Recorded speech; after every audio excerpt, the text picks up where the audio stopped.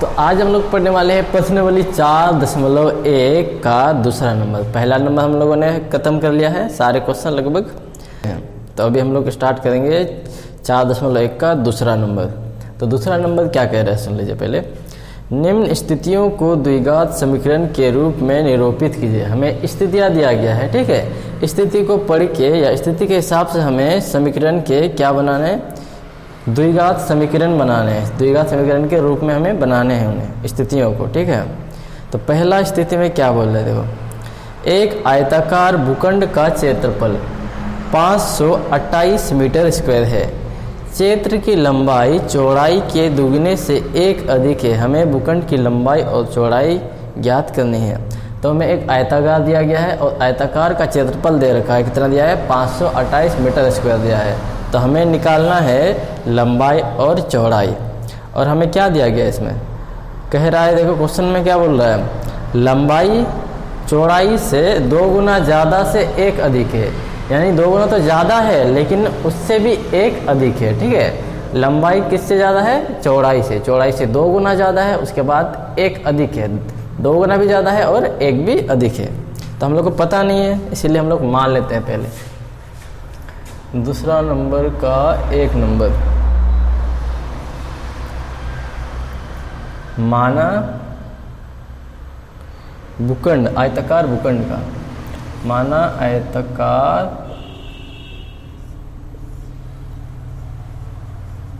भूखंड की चौड़ाई x मीटर है। हमें पता नहीं है चौड़ाई कितना है, इसलिए हम लोग क्या माने, x मीटर। और आयताकार भूखंड की लंबाई, आयताकार भूखंड की लंबाई क्या बोला है, चौड़ाई से 2 गुना से 1 ज़्यादा है। चौड़ाई से 2 गुना ज़्यादा भी है और किस साथ में 2 गुना ज़्यादा है, इसलिए चौड़ाई, हम लोग का चौड़ाई कितना है, x मीटर है। x है तो उसमें कितना गुना कर दिए, 2 गुना कर दिए। और कितना अधिक है 2 गुना से, 1 अधिक है, इसलिए क्या जोड़े, 1 जोड़े, ठीक है। इसलिए आयताकार भूखंड की लंबाई क्या हो गया, 2x + 1 हो गया है। और हमें पता है अब हम लोगों को पता है आयताकार का क्षेत्रफल कैसे निकालते हैं, लंबाई गुना चौड़ाई है, ठीक है। फॉर्मूला है लंबाई गुना चौड़ाई,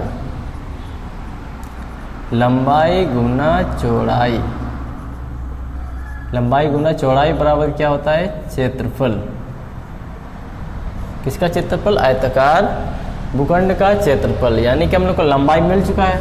लंबाई क्या है, 2x + 1 है, इसलिए लंबाई की जगह पे क्या लिखेंगे, 2x + 1 लिखेंगे, ठीक है। और गुना है, गुना क्या है, चौड़ाई। चौड़ाई कितना है, x है। गुना लिखना जरूरी नहीं है क्योंकि हम लोग ब्रैकेट लगा दिए, मतलब गुना आ गया उसी में, ठीक है। चौड़ाई कितना है, x है, बराबर क्षेत्रफल हम लोग को दे रखा है, कितना दिया है, 528 क्षेत्रफल हो गया 528। अब इसको हल करना है, सेम हल करना है, बता चुके हैं। x से 2x को गुना करेंगे क्या हो जाएगा, 2x² प्लस x से 1 को गुना करेंगे क्या हो जाएगा, x हो जाएगा, 5 2 8, ठीक है। 2x² + x, ये प्लस में है, इधर साइड आएगा तो क्या हो जाएगा, -528 बराबर क्या हो गया, 0। तो यही हो गया आंसर। क्वेश्चन नंबर 2 में स्थिति को द्विघात समीकरण के रूप में व्यक्त कीजिए बोल रहा है। हमें हल नहीं करना है पूरा पूरा, ठीक है, बस क्या करना है, द्विघात समीकरण के रूप में निकालना है। तो हमें स्थितियाँ दिया गया, तो स्थिति के हिसाब से हम लोग क्या निकाल दिए, द्विघात समीकरण के रूप में निकाल दिए स्थिति को, ठीक है। तो हम लोग का आंसर यही हो गया, क्योंकि यहाँ पे देखो मैक्सिमम घात क्या है, इसका 2 है, तो ये हो गया द्विघात समीकरण। अब हम लोग 2 नंबर बनाते हैं। 2 नंबर क्या बोला है देखो, 2 क्रमगत धनात्मक पूर्णांकों का गुणनफल, 2 क्रमगत धनात्मक पूर्णांकों का गुणनफल 306 है। हमें पूर्णांकों को ज्ञात करना है।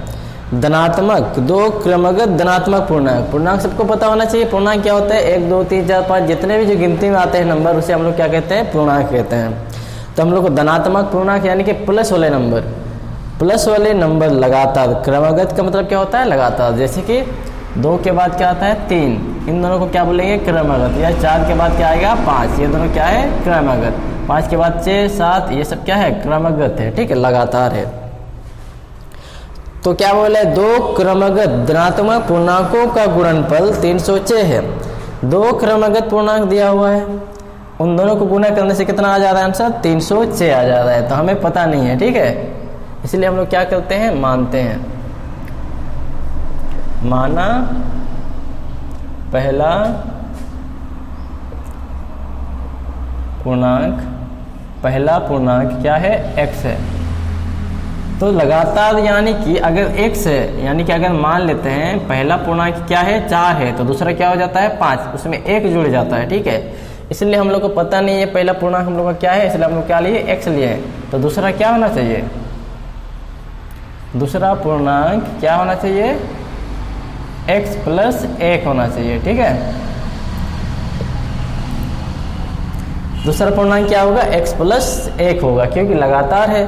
अगर ये 4 होता तो ये क्या होता 5 होता, यानी कि 4 में 1 जुड़ा है कि नहीं, जोड़ेंगे तब जाके 5 होगा, ठीक है, जैसे कि अगर पहला क्या है 5 है तो दूसरा क्या है 6 है, तब जाके लगातार होगा। इसलिए अगर हम लोग का पहला x है तो x में क्या जोड़ेंगे 1 जोड़ेंगे, ठीक है।